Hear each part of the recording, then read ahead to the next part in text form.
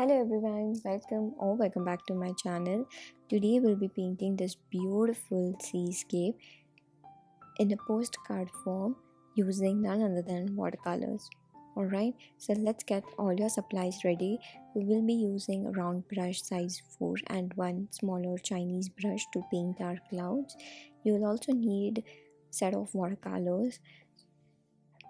So here I'll be using all of my Daniel Smith watercolors which are already poured on my palette, and then you'll need 2 jars of water, a pencil to draw your sketch, and masking tape to tape down your paper, and of course a watercolor paper.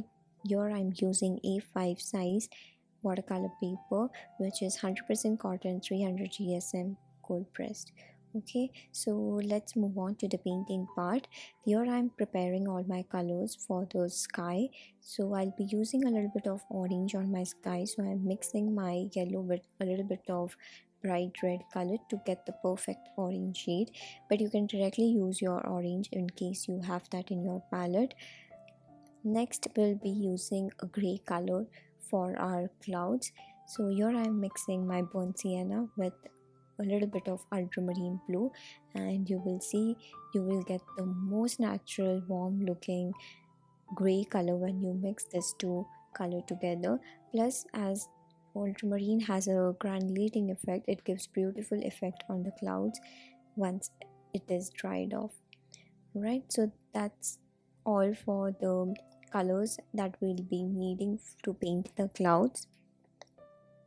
So I'm preparing my color beforehand so that when I start painting I don't have to prepare while painting, which will save me a lot of time.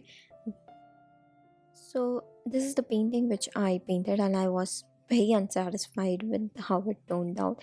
It just looked way too dull to me.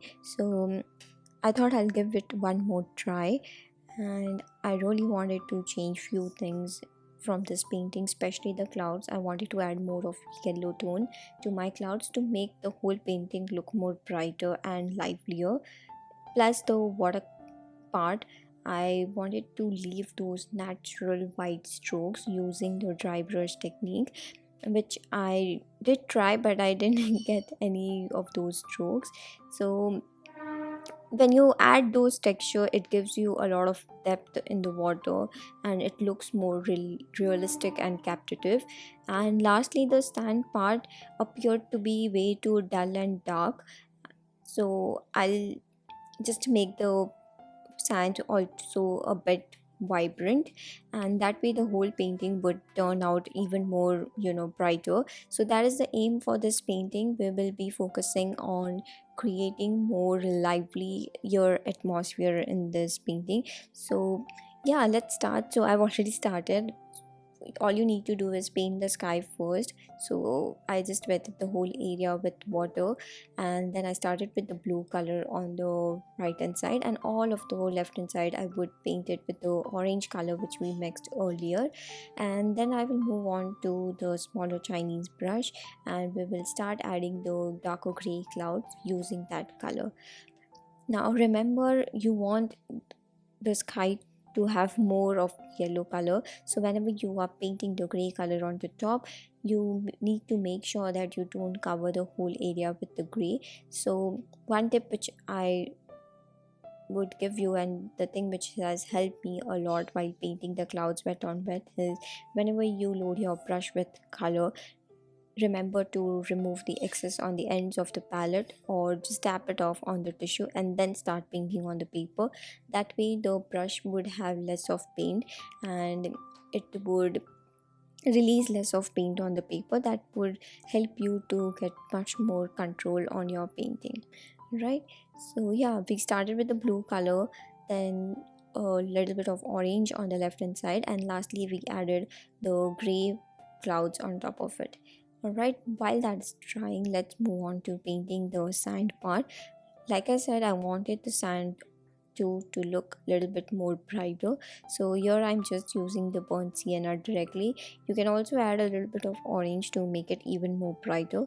So I will first add the flat wash of the burnt sienna, and I will add a little bit of more lines using the darker brown color, but remember to do it very, very, very lightly. All right, next let everything dry. Once it is dry, we will start with the water part. I wanted a very turquoise color water, so I ended up mixing a little bit of green color to my blue, and here I am painting the water with that. And I'll also add a little bit of purple on the right hand side. And you see I have left few dry brush strokes. That is very easy to do it. All you need to do is load your brush with paint and start from the area where you want more of color. And once your brush has no color left, just drag it, and you will see that you will get those beautiful white strokes in between. It would make it look like there are ripples on the water. Right, lastly let's add few mountains. So I am here just using the darker green color, but I'm just diluting it by adding a lot of water. And I will paint layers of mountains starting with the lighter green color, and then I'll just dry that off. Then I'll start with the second layer of mountain, making sure that it is a little bit darker than the earlier one. Right, and lastly let's add some few flying birds in the sky to make the painting more cheerful.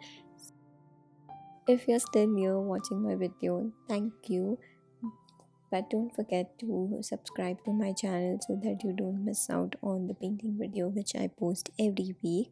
Also, do let me know how did you find this video and was it helpful for you. If you happen to paint, then do share me your painting on my social media. I will link all my social media link in the description box below so that you know where to find me. Other than that, do check the description box for all the other details. If you did enjoy this video, then I'm sure you will enjoy all my Skillshare classes which are so much in depth. And if you're really wanting to upscale your learning technique or upskill the watercolor techniques, then you should definitely check out my Skillshare class. If you don't not on Skillshare, just follow the link in the bio. You will get 1 month of free access to all of my classes which you shouldn't miss. So yeah, do check that out. And that's it for this painting. Here I'm just adding few more tiny little dots with the brown color to make it look like tiny little stones. And that's it. I'm pretty happy how it turned out.